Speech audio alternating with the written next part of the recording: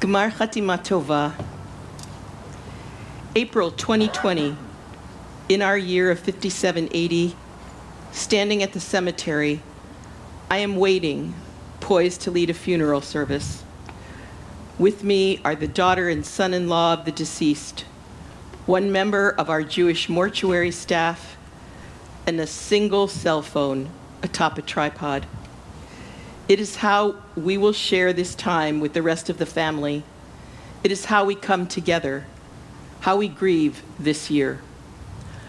Only a few months earlier in January, at the same cemetery, dozens upon dozens of people assembled after a synagogue service to perform the mitzvah of Halvayat HaMet, the accompaniment of the dead to their final resting place.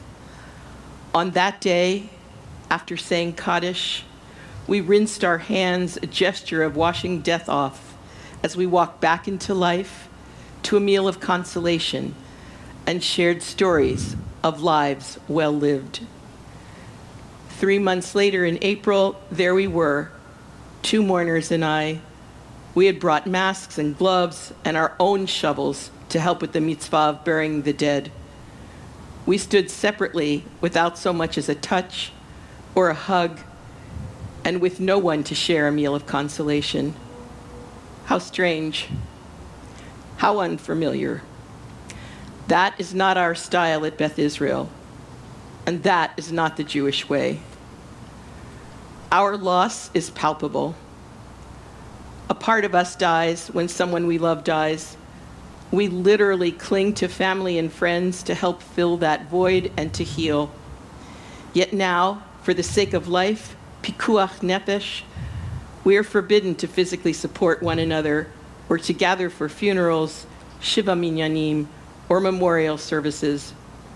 Zoom has been our way to gather, share and heal, to see each other, and just to touch a computer or television screen is the only way we can feel each other's warmth. Through the literal miracle of technology, we poignantly share our losses and create new rituals to honor our dead.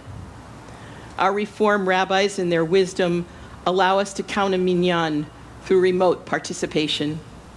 Our tradition demonstrates leniency when required, and we have learned to be resilient through this pandemic, as Jews have been throughout the ages during times of strife and crises.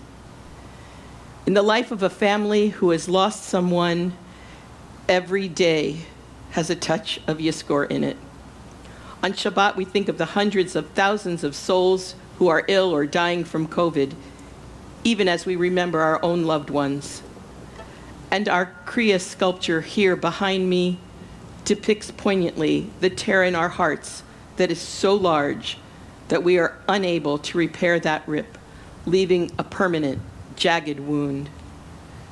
This year, the strange year of 2020, that was 5780 and continues into 5781, hundreds of thousands of names have been added to that tear.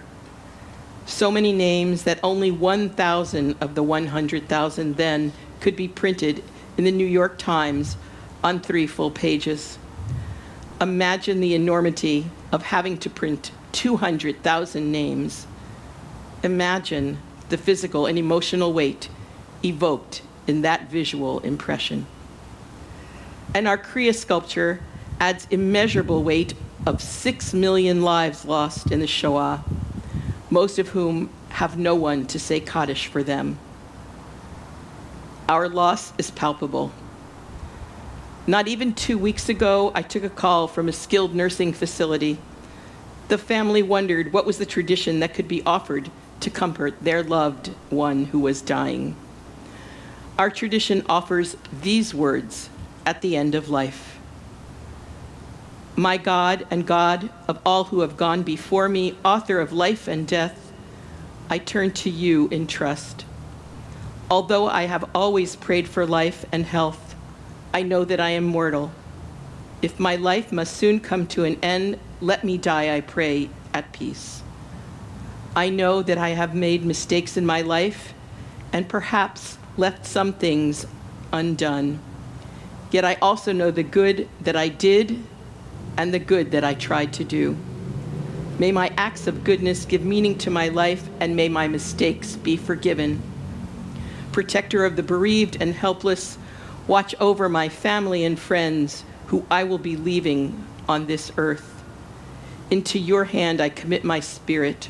Redeem it, O God of mercy and truth.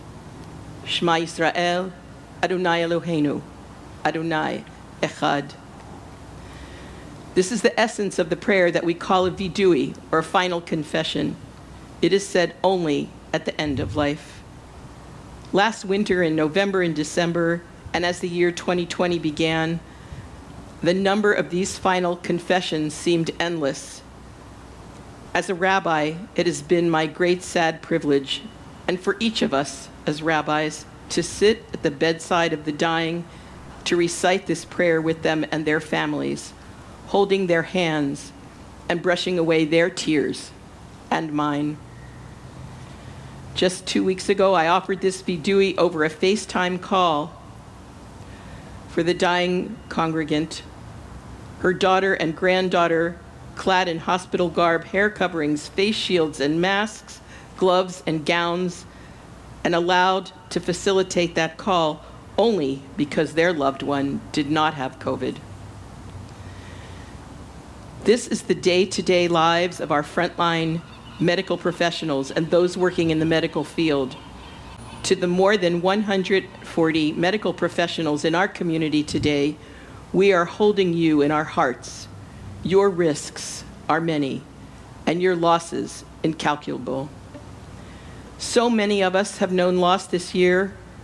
Our own congregation has known heartache and shed tears, losses of close family members, our community leaders and friends, losses that bring us closer to each other and remind us not only to love and value life, but also, perhaps as never before in our lifetimes, that we stand, each of us, facing a thin veil, floating over the fragile precipice of life and death.